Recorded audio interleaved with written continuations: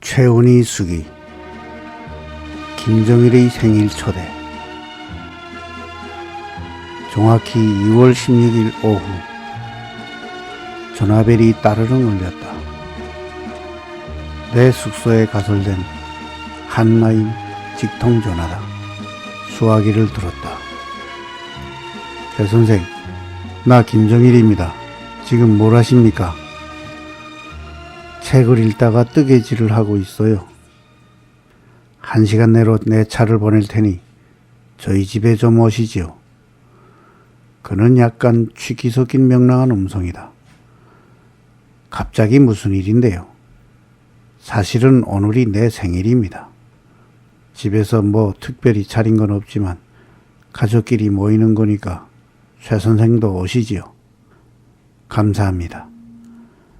나는 여전에 해 입은 한복 중에서 긴 남색 치마 저고리를 골라 입고 나갔다. 나에게 배치된 벤츠가 있는데도 이날은 김정일이 자기 전용차를 특별히 보냈다. 그리고 다른 때와는 달리 강혜령이나 김학순을 빼놓고 나만 오라고 했다.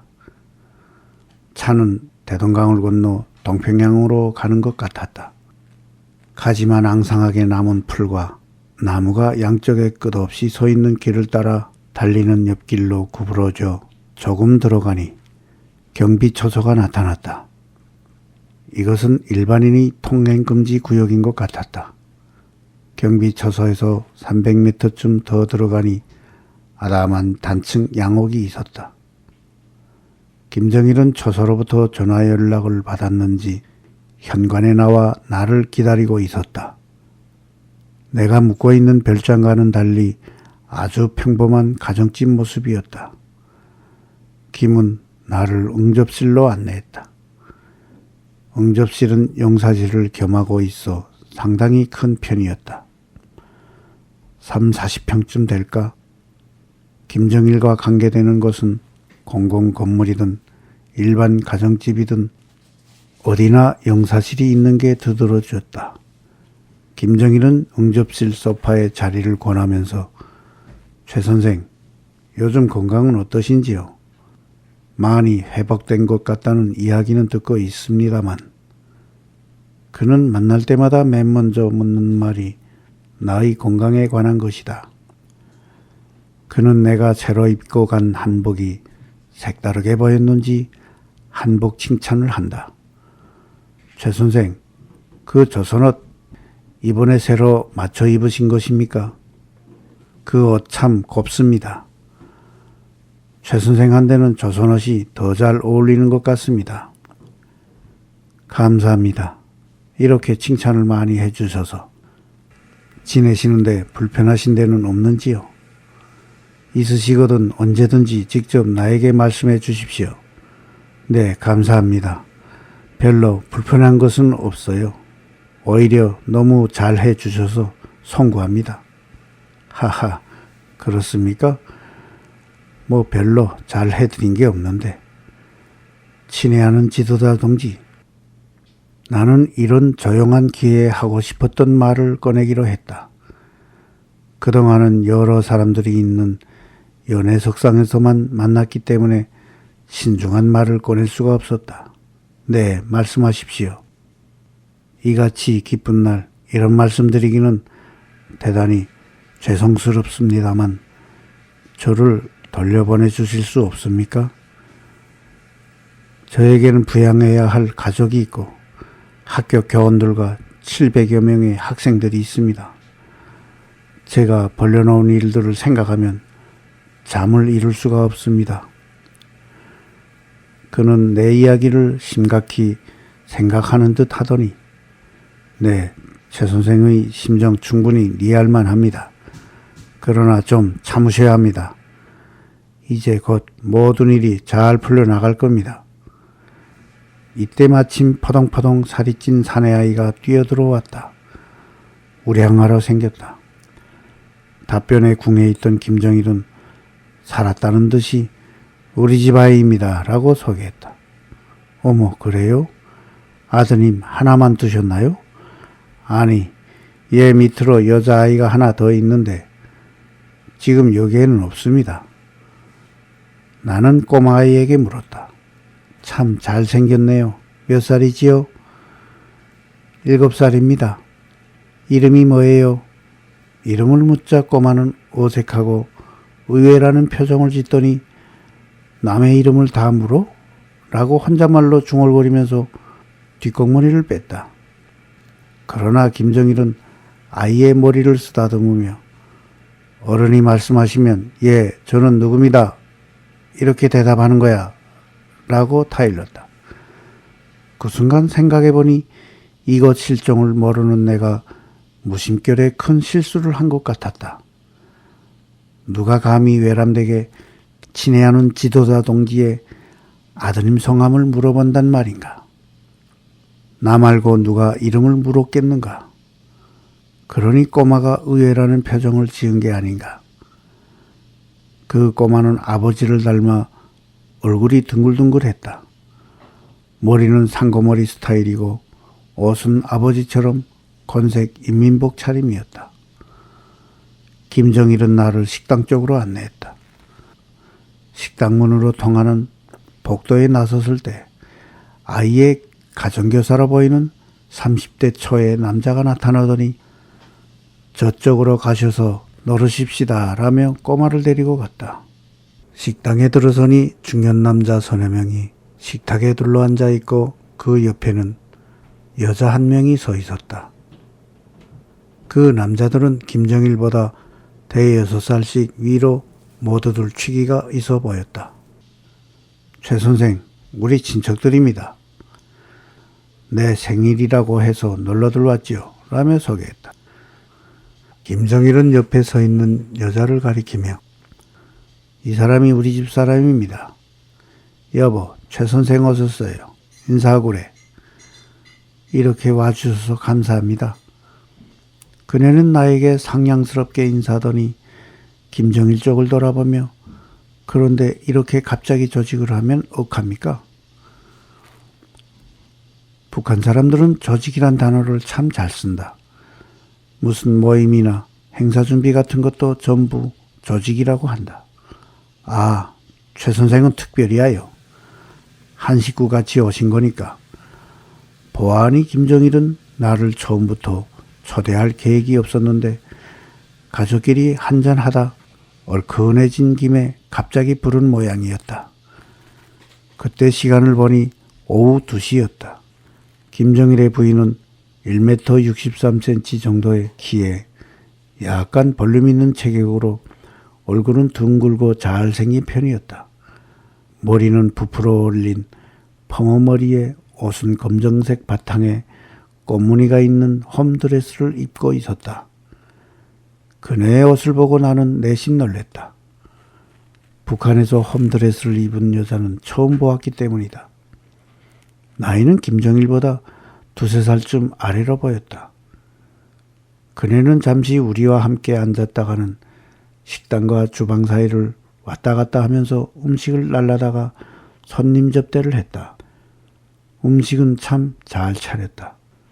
생선튀김, 생선회, 새우튀김, 갈비, 산잉어회, 배김치, 각종 나물 등등.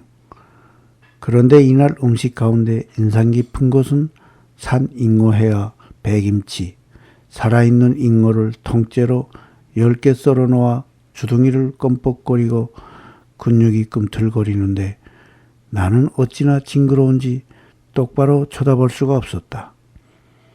배김치는 배속을 완전히 도려낸 뒤 그 안에 배추를 넣어 담근 일종의 백김치인데 그날 차린 음식 중에서 제일 맛이 있었다. 음식이 나오면서 모두들 축배를 들었다. 나는 김정일에게 생신을 축하드린다면서 술 한 잔을 따라주었다. 술은 헤네시 코냑이었다. 김정일은 코냑을 특히 좋아하는지 볼 때마다 그의 술은 항상 코냑이었다. 술잔이 서로 여러 차례 오갔다. 술잔을 돌릴 때면 자기가 마시던 잔으로 권하지 않고 새 잔을 가져다가 권했다. 일반인들의 술 먹는 습관은 어떤지 몰라도 당 간부들이 연회에 가보면 술잔 돌리는 것은 항상 그렇다. 이날 김정일의 기분은 굉장히 좋아 보였다. 술도 많이 마셨고 말도 많았다. 그는 나를 쳐다보고 웃으며 자기 부인에 관해 말을 했다. 우리 집 사람은 아무것도 모릅니다. 여편네란 집에서 아이 키우고 살림 잘하면 되는 거지요. 저 사람은 촌뜨기입니다. 그러면서 그는 부인에게 나와 함께 온천에 한번 다녀오라고도 했다. 참, 당신 다음번 신촌 온천 갈 때 최 선생 모시고 가구려. 최 선생도 심장이 약하시다니까. 아, 그러십니까? 저도 심장이 약합니다. 언제 신촌 온천에 한번 같이 가시자요. 한참 분위기가 고조되자 김정일은 비디오 카메라를 들고 나와 우리들이 활달한 모습들을 찍었다. 그는 특히 나에게 카메라를 많이 맞추었다. 금방 테이프를 틀어보니 조절이 잘못됐는지 얼굴들이 너무 붉게 나와 모두들 웃었다. 나는 그동안 미움만 겨우 먹은 탓인지 한참 앉아 있었더니 확 취기가 들며 어지러워졌다. 내가 괴로워하는 것을 본 부인이 침실에 가서 잠깐 쉬시라요 하며 나를 침실로 안내했다. 크고 깨끗한 방이었다. 침대의 양단 이불이 포근해 보였다. 나는 한참 누워있다가 더 이상 누워있으면 안 되겠다 싶어 그만 가겠다고 나왔다. 해질 무렵이었다. 김정일은 부인과 함께 따라 나왔다. 그런데 마당으로 나오는 순간 양쪽 화단에서 따당 따따따땅 하는 요란한 소리가 터져 깜짝 놀랐다. 하하, 내 생일이라고 우리 동무들이 폭죽을 터뜨립니다. 김정일은 흐뭇한 양 터지는 폭죽 소리를 들으며 웃고 있었다.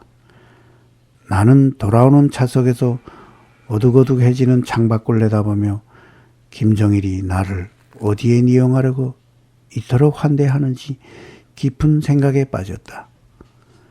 다음날 내가 김정일이 생일잔치에 초대받았던 사실을 뒤늦게 알게 된 강혜령과 김학수는 지금까지 아무도 그런 영광을 받아본 일이 없다면서 몹시도 부러운 눈초리로 나를 바라보았다. 내가 머물고 있는 김정일 별장에서는 직통전화, 한라인과 지령전화 등 두 가지 전화가 가설되어 있었다. 한라인은 나의 침실과 응접실에 있는데 이는 교환이나 비서를 거치지 않고 김정일과 직접 통화되는 전화다. 지령 전화는 부장급들 사이에 통화하는 데 쓰이는 것이었다. 김정일은 나더러 어느 때고 할 이야기가 있으면 한라인을 이용하라면서 333이 자기 번호라고 알려주었다. 나는 별로 통화할 일이 없어 이용을 않다가 한 번은 시험삼아 333번 버튼을 눌렀더니 정말 김정일이 직접 받는 것이었다. 나는 다른 전화는 전혀 쓸 것이 없었지만 가족들이 너무도 보고 싶어 참을 수 없을 때만 부질없는 줄 알면서도 서울의 아이들과 언니, 동생 집, 친지들 집 전화번호를 돌려보며 이름들을 불러보곤 했다. 지상 최대의 개인 박물관. 어느 때는 이틀에 한 번, 또 어느 때는 연일 박물관이니 기념관이니를 구경하러 다녀야만 했다.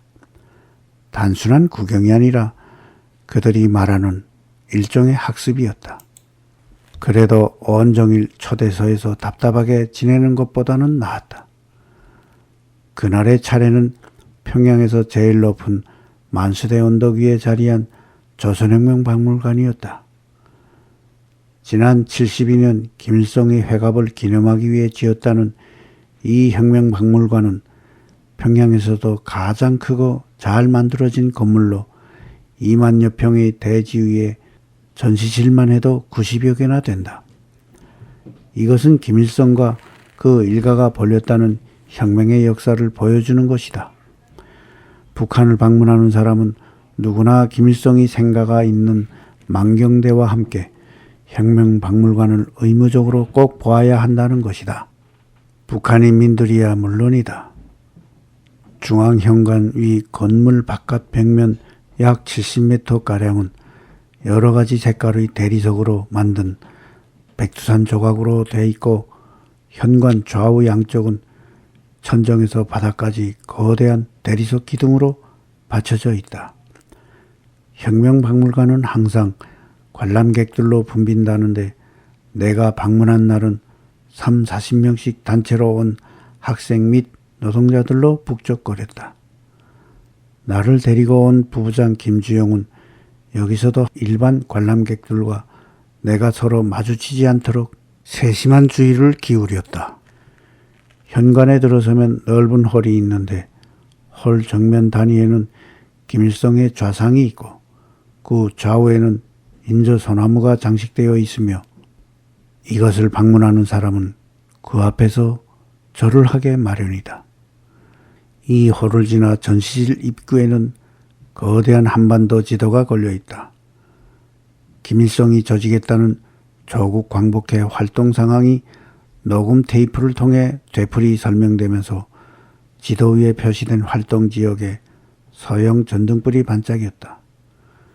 이 입구를 지나면 전시실로 들어가는데 제1실은 시대 배경을 설명하기 위해 대원군의 쇄국 정책 때 썼던 척화비 모형이 진열되어 있다.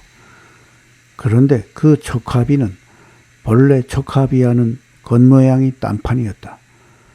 내가 아는 척화비는 머리 부분이 반원형으로 보통 비석과 외양이 비슷한데 여기 진열된 곳은 사각형의 돌 말뚝같이 생겼다. 그 다음 진열된 곳은 김일성의 중조부 김웅우에 관한 것들이다. 김웅우는 1866년 대동강으로 침입해온 미제국주의 해적선 셔먼어에 대항 선두에 서서 화공법으로 이를 격침시켰는데 이것이 우리 민족의 반제국주의 투쟁의 첫 번째 쾌거라는 장황한 설명이 나열돼 있다.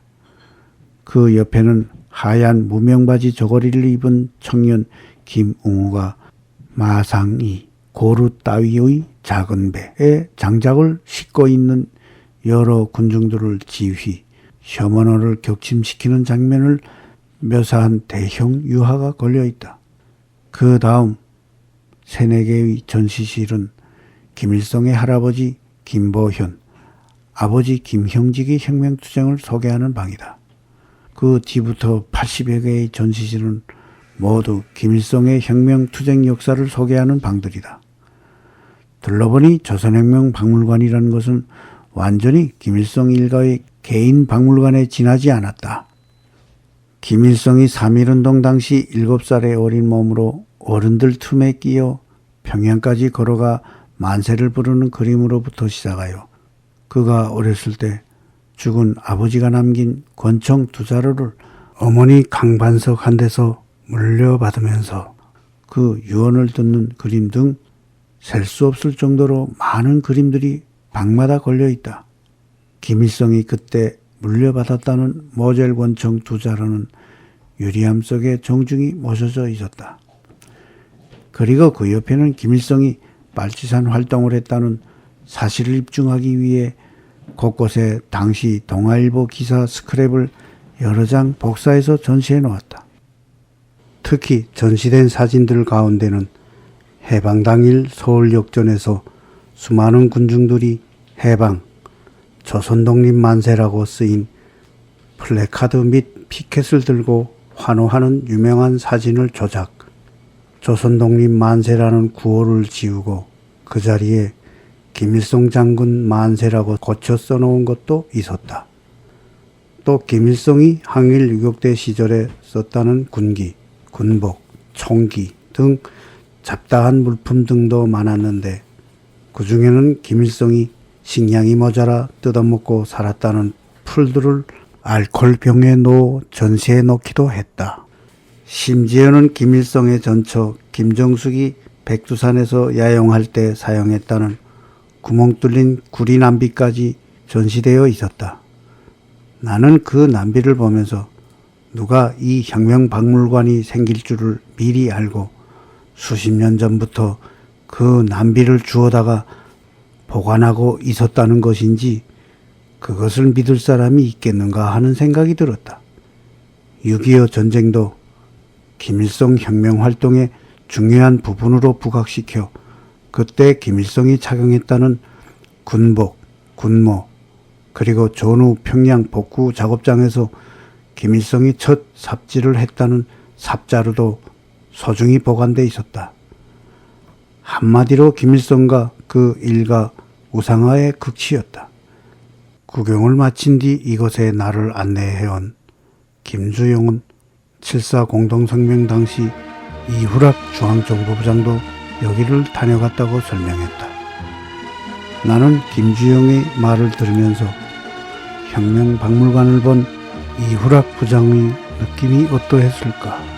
과연 이 부장이 혁명박물관을 보고 나서도 7.4 공동성명 정신이 구현될 수 있을 것으로 조금이라도 기대했었을까 하는 생각이 들었다.